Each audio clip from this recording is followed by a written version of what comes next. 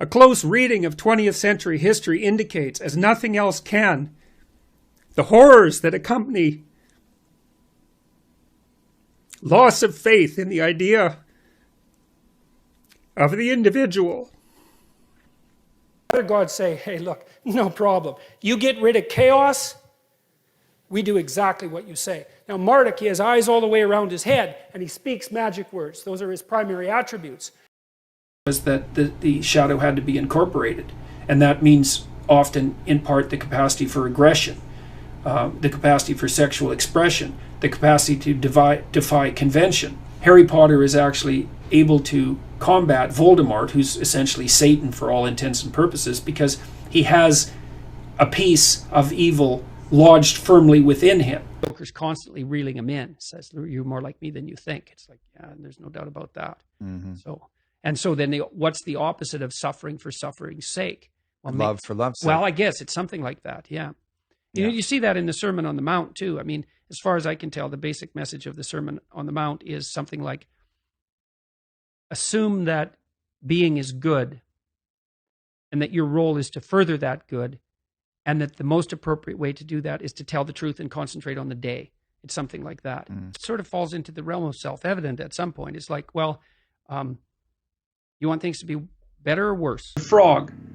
The frog is something that doesn't fit into categories, right? Because it transmutes as it grows, because it starts as a tadpole, but it's half in the water and half on the land. And so, yeah, we're in a time of extreme chaos, and we're trying to sort out whether we're going to degenerate further into chaos, whether we're going to, what would you call it, devolve into a state of strict order, that you go back into your culture and you find the values that have been lying dormant and you revivify them. And the value that's lying dormant in our culture is logos, essentially. Because that logos, the idea that logos was the ultimate deity, was criticized out of existence by the scientific revolution, roughly speaking.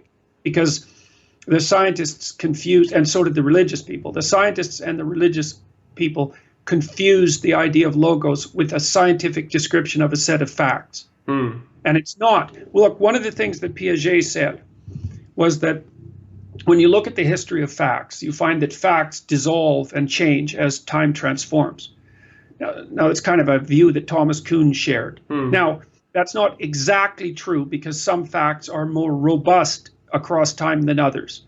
Like the idea that things are made of protons is a pretty damn robust fact, and it's true across almost all possible frames of reference. So Piaget was wrong, and so was Kuhn, I think, because they failed to take into account that some sets of propositions are more robust to transformation than others. But be that as it may, there is still the case that sets of facts tend to transform. And so that it's difficult to say what fact is permanent.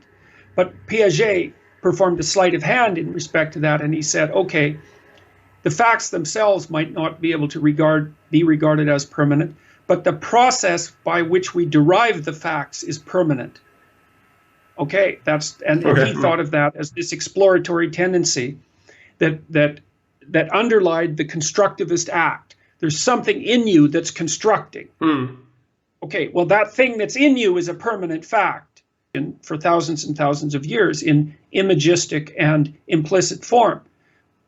Are you going to identify with the logos? That's the key to salvation. And the logos is the thing that uses communication to balance order and chaos. Okay. So, for example, in the classic dragon slayer type logos myths, the hero is the person who goes out beyond the confines of the community, comes into contact with the dangerous unknown, often given predatory form, because that's the circuit we use to conceptualize the unknown. And receives something of great value, which is then distributed to the community.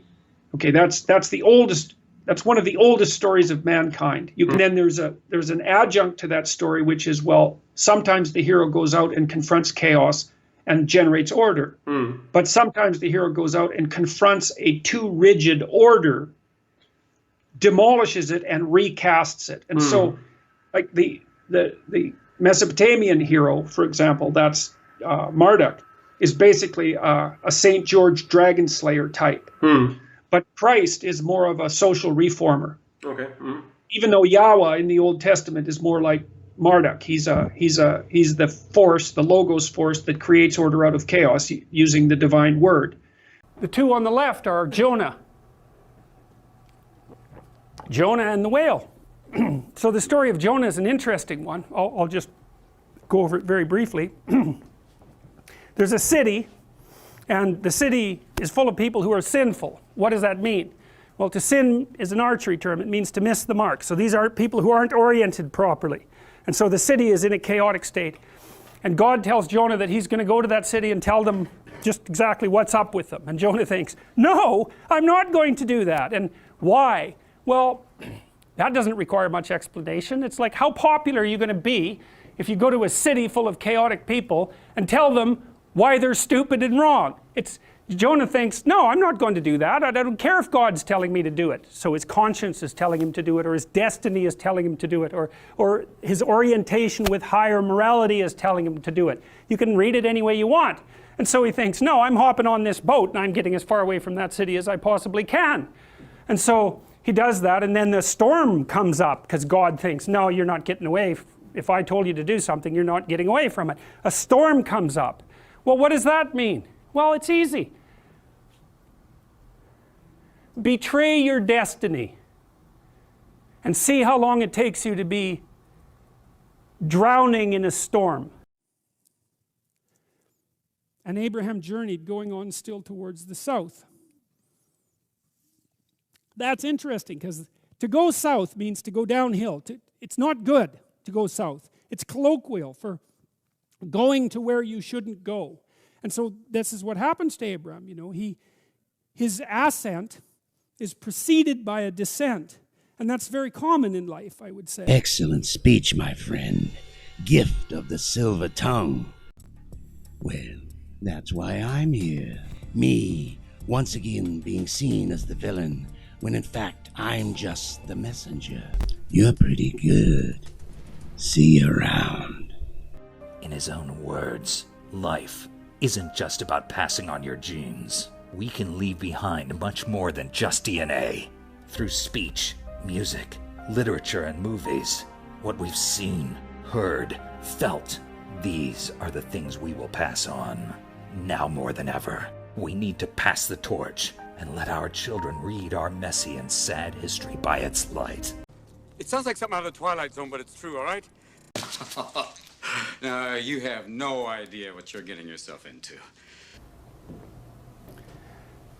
If you want to withstand chaos, do you want to be who you are, or do you want to be the thing that changes who you are constantly? That's the question.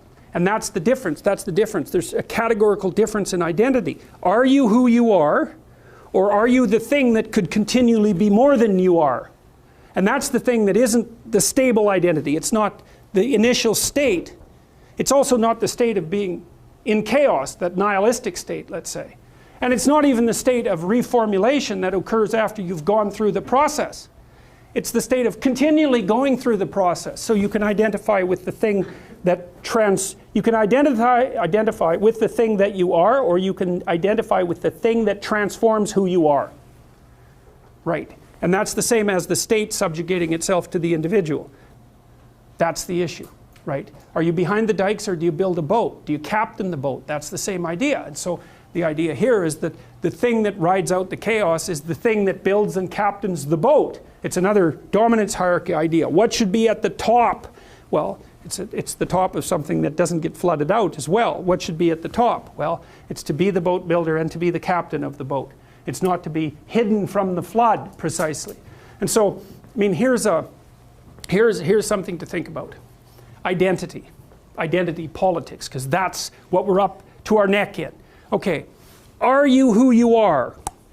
Can I box you in? Will you accept that as an identity? And it's got to the point where God's saying this is a mess. Like, it's such a mess that the whole thing has to be washed away. The first fall wasn't enough. Even Cain's collapse wasn't enough. We're going to just scrub the whole bloody thing clean. So it's the ultimate in traumatic collapses. The question is, well, what do you do in the face of the ultimate in traumatic collapses? And the answer is in the story. So Noah is someone who finds favor in the eyes of God. So he's like Abel. There's something that Noah's doing right that's going to enable him to ride out the storm. And so the question, here it's the same question. Do you want to have a life where there's no storms? Or do you want to have a life where you can ride out the storms, the beast and the creeping thing and the fowls of the air? For I repent that I've made them. But Noah found grace in the eyes of the Lord. Okay, so now that's an interesting thing. So here what we have is, the question is, the whole world's in chaos at this point, right, this point in the story. And the chaos is of multiple sorts. It arose from the fall. It arose from the emergence of self-consciousness. It arose from the sins of Cain. Like, things are not going well. It's multiple levels of collapse. Cersei thinks the army of the dead is nothing but a story, made up by wet nurses to frighten children. What if we prove her wrong? I don't think she'll come see the dead at my invitation. With respect, Your Grace, I don't need your permission. I am a king. Now I'm asking you to trust in a stranger.